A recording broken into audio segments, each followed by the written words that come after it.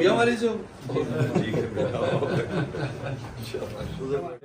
جان میری جان آئے گا عمران خان، اللہ سے یہ دعا ہے، اللہ سے یہ دعا ہے نیا بنے پاکستان، جان میری جان آئے گا عمران خان انشاءاللہ۔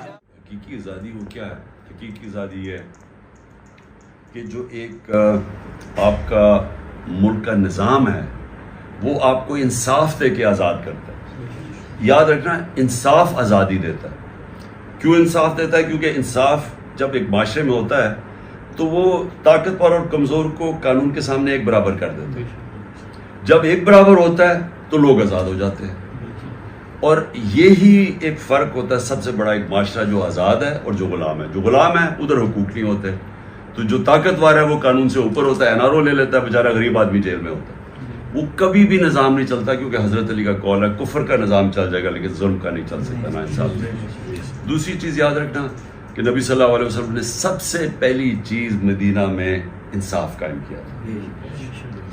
اللہ کہتا ہے نا کہ ان کی سنت پہ چلو، اللہ ہمیں حکم دیتا ہے کہ ان کی زندگی سے سیکھو، تو ان کی زندگی مدینہ کی ریاست تھی، تو سب سے پہلے انسانوں کو آزاد کرنے کے لیے انہوں نے انصاف قائم کیا۔ خوشحالی بعد میں آئی، پہلے انصاف آیا۔ اور جو دوسرا آزادی ہے، ایک آزادی ہوتی ہے کہ آپ کو معاشرہ آزاد کر دیتا ہے، جس کے لیے ہم سب لڑ رہے ہیں۔ ہماری یہی کوشش ہے نا کہ ہمیں اس ملک میں انصاف ہی نہیں ہے کہ ایک طاقتور کے لیے ایک قانون، دوسرے کے لیے دوسرا، ڈنڈے مار رہے ہیں آپ کو، آپ اپنا کوئی آپ قانون نہیں توڑ رہے لیکن آپ کے اوپر حملے کر رہے ہیں، اور دوسرے قانون سارے توڑ رہے ہیں اور وہ ان کو پولیس حفاظت کر رہی ہے۔ لیکن دوسرا جو اندرونی آزادی ہے، جو آپ کو آزادی ملتی ہے نا اندر سے، وہ پھر آتی ہے جو کہ قرآن شریف کے اندر ہے۔ جب آپ اس کے اوپر عمل کرتے ہیں، جب آپ نماز میں کہتے ہیں اللہ مجھے سیدھے راستے پہ لگا، تو جو سیدھا راستہ ہے وہ نبی صلی اللہ علیہ وسلم کا راستہ، کیونکہ وہ چلتے پھرتے قرآن تھے۔ تو اس کے اندر دو چیزیں، سب سے پہلے لا الہ الا اللہ، کہ کوئی نہیں ہے خدا سوائے اللہ کے۔ اس کا مطلب میں کسی کے سامنے نہیں جھکتا سوائے اللہ کے، یہ میری آزادی کا دعویٰ ہے۔ دوسری چیز کہ واضح ہے کہ جو سب سے جو انسان کو غلام بناتی ہے نا، وہ تین چیزیں بناتی ایک ہی چیز ہے، لیکن اس کے تین پہلو ہوتے ہیں۔ وہ ہے خوف۔ خوف انسان کو غلام بنا دیتا ہے۔ میں اپنے حقوق کے لیے نہیں کھڑا ہوتا کیونکہ مجھے ڈر ہے کہ مجھے میری روزی چلی جائے گی، مجھے جان سے مار دے گا، مجھے ذلیل کر دے گا۔ یہ تین سب سے بڑے خوف ہیں۔ اللہ نے قرآن میں واضح کر دیا کہ تینوں میرے ہاتھ میں ہیں۔ نہ تمہاری زندگی موت تمہارے ہاتھ میں ہے، نہ تمہاری عزت ذلت۔ کوئی پیسے والا آدمی ہے تو اس کو عزت نہیں ملتی، کیونکہ عزت اللہ کے ہاتھ میں، اور کوئی جتنی مرضی کوشش کرے آپ کو ذلیل نہیں کر سکتا، کیونکہ اللہ نے اپنے ہاتھ میں رکھا ہوا۔ اور جو پھر یہ جو پولیس والے، ان کو پتہ تھا کہ ظلم کر رہے ہیں، عورتیں ہیں، دیکھ رہے ہیں ان کو گولیاں مار رہے ہیں یا ان کو جو چھرے مار رہے ہیں، لیکن اپنی رزق کی خاطر کہ جی میری نوکری نہ چلی جائے، اس کے اوپر بھی اللہ نے واضح کیا ہوا ہے کہ کیا تمہاری زندگی میں کمائی ہوگی، رزق اللہ کے ہاتھ میں۔ تو وہ اللہ نے اسے بھی آزاد کر دیا کہ آپ غلام نہیں رہ سکتے ظلم کرتے ہوئے، کیونکہ جی میری نوکری نہیں چلی جائے گی، کیونکہ رزق تو اللہ کے ہاتھ میں۔ تو اصل میں انسان آزاد ہو جاتا ہے اندرونی طور پہ بھی، اور باہر اگر آپ انصاف قائم کر دیں، جس کی ہم جنگ لڑیں، تو آپ دونوں طرح۔ تو جب ایک معاشرہ آزاد اور انسان آزاد ہو جاتے ہیں، وہ پھر وہ بنتے ہیں جو مدینہ کی ریاست میں نبی صلی اللہ علیہ وسلم نے ان عربوں کو آزاد کیا تھا جن کی دنیا میں کوئی حیثیت نہیں تھی۔